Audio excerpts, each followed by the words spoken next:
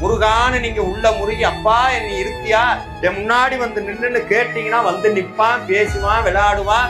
நான் உங்க கூட தான்டா இருக்கேங்கிற உண்மையை உங்ககிட்ட சொல்லிக்கிட்டே இருப்பான். ஆனா அவனை பார்க்கறதுக்கு நமக்குத்தான் தகுதி பத்தாது. அந்த தகுதி வரணும்னா தினந்தோறும் திருப்புகள் பாடுங்க, தினந்தோறும் கந்தர் அனுபூதி பாடுங்க. முடிஞ்ச அளவுக்கு எவ்வளவு நன்மை செய்ய முடியுமோ நல்லதை செய்யுங்க. தினமும் உங்களால ஒரு உயிராது பசியாட்டாது நீங்க போறீங்கன்னு நினப்புல போடக்கூடாது. யாரு போட சொன்னா?